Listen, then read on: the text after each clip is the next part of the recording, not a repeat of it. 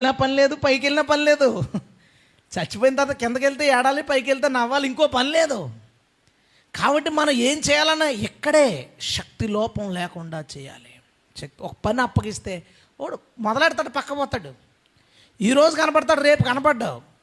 నేను అంటాను, అరే నువ్వు చెప్పు, నువ్వు రానని చెప్పు, నువ్వు చేయలేనని చెప్పు, ఇంకొకరిని చూద్దాం.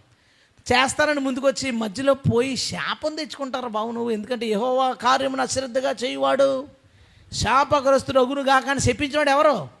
ఇర్మియా చెప్పించాడు, యెహోవా కార్యమును అశ్రద్ధగా చేయువాడు శాపగ్రస్తుడు అగును గాక. చెయ్యి, జాగ్రత్త చెయ్యి, కష్టపడి చెయ్యి. ఒక చిన్న పోస్ట్, ఒక ఇమేజ్ చేయాలనిపించింది, నడిపింపు వచ్చింది. మొదలెట్టో ఒక బొమ్మ, ఒక ఫోటో కావాలి, నెట్లో సెర్చ్ చేస్తున్నాడు. ఎంత విరక్తి వస్తుందంటే మనం అనుకున్న దొరకదు, ఇలాగా ఉంటుంది అలాగా ఉంటుంది. ఎతికి వచ్చేద్ది నీరసం, ఏదో ఒకటి తీసుకొచ్చి పడేసావు అంతే. రెండో పని నీకు ఇవ్వడానికి ఇష్టపడ్డావు. ఎందుకు? వెతకే శక్తి నీకు ఇంకా ఉంది. నేను అనుకో వెతుకుతాను దొరకలేదనుకో, వదిలేసి మళ్ళీ కాసేపు అనక వెతుకుతాను. ఏదో దాంతో నేను చేయను.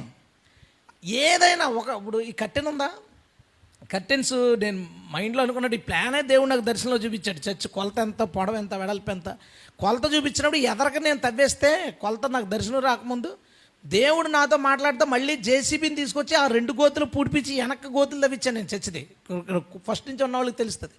ఎదర తవ్వేసింది ప్రభు మాట్లాడి డిస్టెన్స్ కొలతేసి ఎదరకు ఎందుకు వచ్చావు, వెనక్కి వెళ్ళాలి కదా అన్నాడు. అలాగానే మూయించేసి మళ్ళీ జేసీబీ తెచ్చి తవ్వించాను. అంటే దేవుడికి ఇది ఇలా కావాలి. ఈ కర్టెన్స్ నా మైండ్లో మెదిలితే ఎన్ని షాపులు తిరిగాను. అంటాడు మనం, నువ్వు అడిగింది దొరకదేటన్నయ్య. కాదు, అది ఎక్కడో ఉంది, దొరికేదాకా ఎతకాల. తెచ్చాం, అప్పటి నుంచి అలా సెట్ అయిపోయి ఉన్నా. ముందు బ్రౌన్ ఉన్న కలర్కి అలా మ్యాచ్ అవుతుంది. ఏదైనా ఒకటి దేవుడు మనకి అనిపించింది, దేవుడు మనకి ఇచ్చాడు, దేవుడు మనకి ఇది చేయమన్నాడంటే దానిని నీ పూర్తి ఎఫర్ట్స్ పెట్టు. పూర్తిగా. కొంతమంది కంగారు పడిపోతుంటారు, అర్జెంటుగా చేసి ప్రపంచాన్ని మార్చేసేది ఏం లేదు. దాన్ని పర్ఫెక్ట్గా చేయి, లేదంటే నీకు ప్రమాదం. అది నీకు ప్రమాదం. పర్ఫెక్ట్గా చేయండి, ఇది దేవుడి పని. ఏదైనా ఒక గాస్పెల్కి వెళ్ళాలి, పర్ఫెక్ట్గా చేయి, టైంకి వెళ్ళు, కష్టపడి చేయి, రా. లేదా ఒక వంటలో హెల్ప్ చేయాలి, టైంకి రా, కష్టపడి పని చేయి, వెళ్ళు.